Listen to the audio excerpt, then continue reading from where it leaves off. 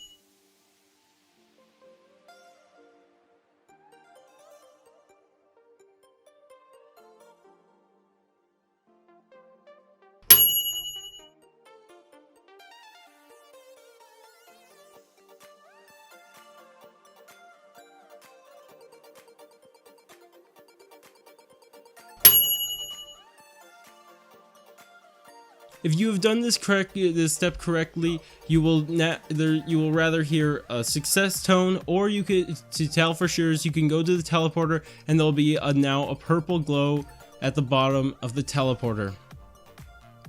Step 3. Teleport through time. From here you have to go use a teleporter, but this time you will not be teleported to the rocket area, but inside the same room you were in, except back in time. You will see Groff there, and there are 3 things you have to do inside this. You'll see in the gameplay the ones you have to get. You'll have to get these fuses that I will first grab. Then after that, you'll see this giant blue valve. Go pick that up. That's very important for later in the Easter egg.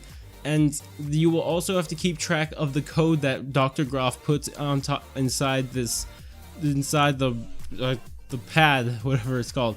Remember that, screenshot it, whatever it takes for you guys to actually remember that code. After that, you'll teleport you to the rocket test launch zone, and a Panzer will be waiting for you. Kill him, he is very annoying, and if you don't want to end the round, I really do not, you try to keep it to this round, because if you end the round, Dr. Groff's code will change, and you will have to do the Wisp step again.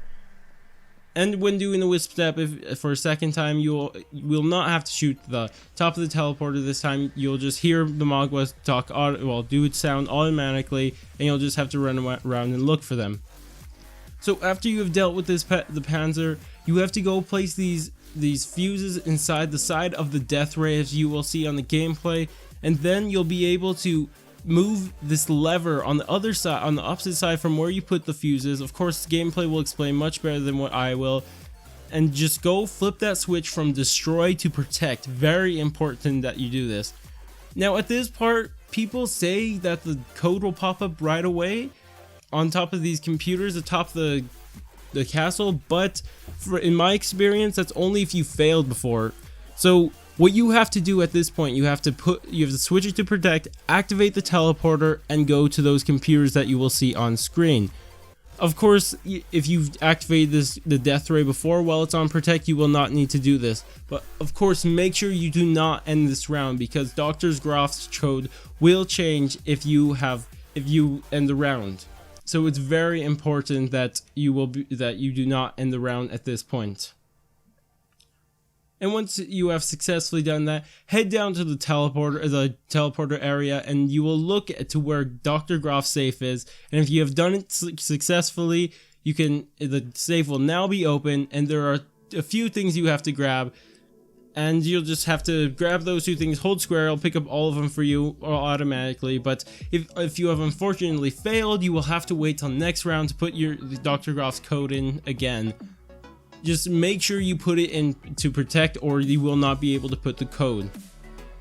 Step 4, take him back. Now, after you have got everything from the safe, you can head back up to the death ray, and you'll see on the gameplay, you have to go to these death ray where the giant electrical things are, and place these fuses that you got from inside the safe inside of there. You'll need one for both of these sides. You'll be able to see where to put them inside the gameplay. Is very simple, just 2 of them. And then after this, you're going to have to go back to the actual place where the death ray is, and you'll have to move it back to destroy. Very important at this point. At this point, you need to head to the computers, and you'll have to play a game of Simon Says. And this game is pretty simple. All you have to do is remember the first 4 and just keep on clicking them in. It's easy, just take a screenshot of it if you can and just do that. Of course, it's not hard to remember those 4 symbols either. You are going to have to do it at both computer sites, one at the rocket site and one at the on top of the castle, which is the more obvious one.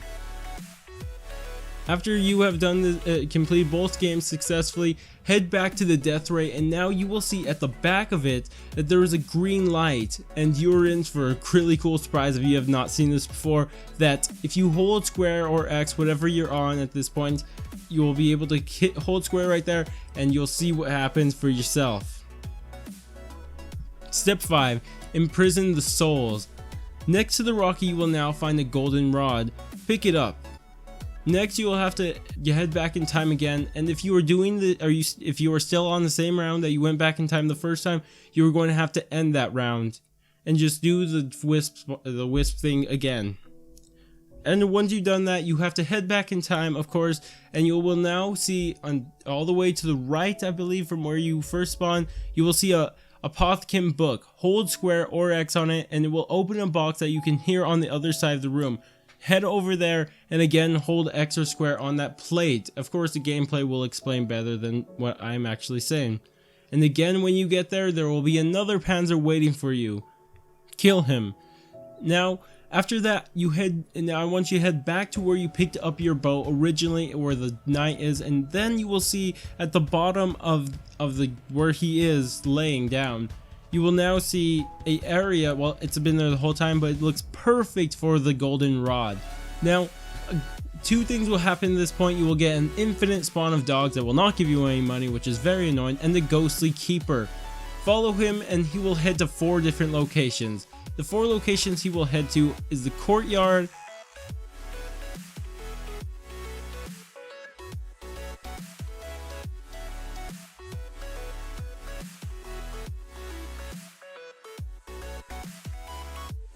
by Mule Kick,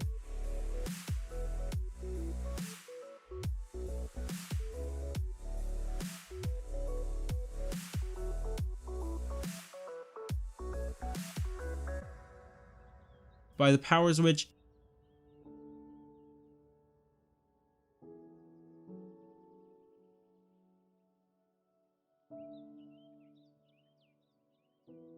And by double tap. Double tap is it's different compared to the other ones, which I'll explain in a little bit.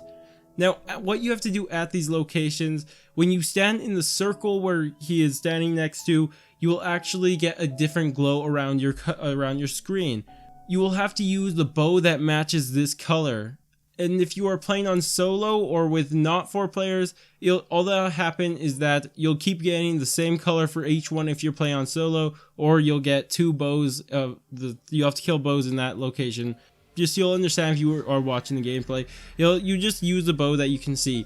Remember, this is the part that people thought you needed 4 bows, but you do not. Just keep that in mind. You do not need all 4 bows at this point. Now, to the one to double tap.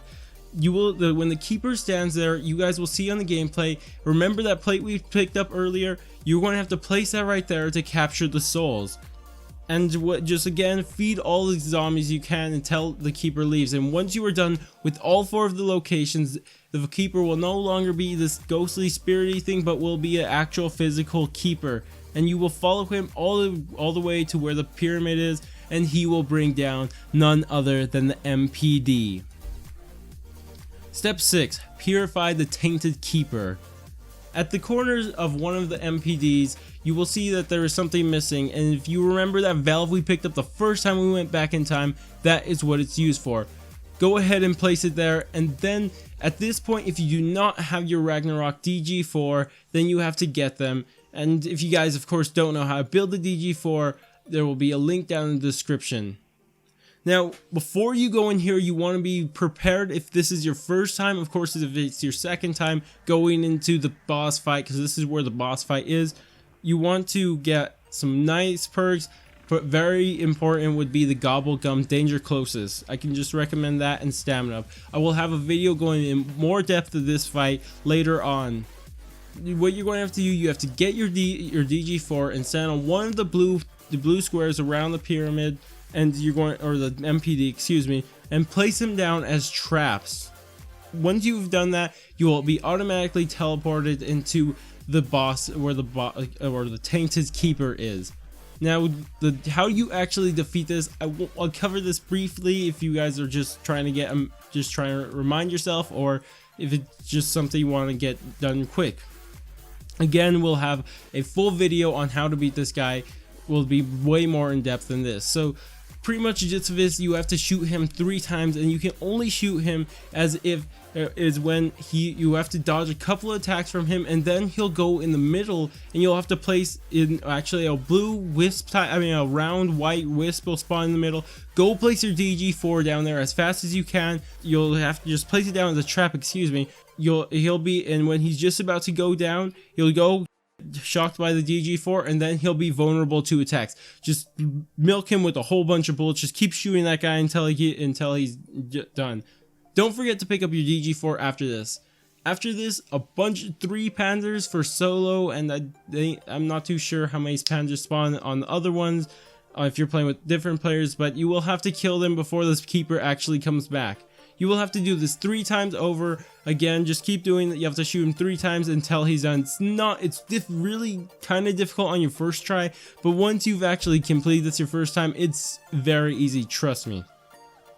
After that, you will be automatically teleported out of the keeper fight, or the keeper area. Step 7, Decimate the Moon. Now, as you guys can tell from the title, this is a pretty sick thing.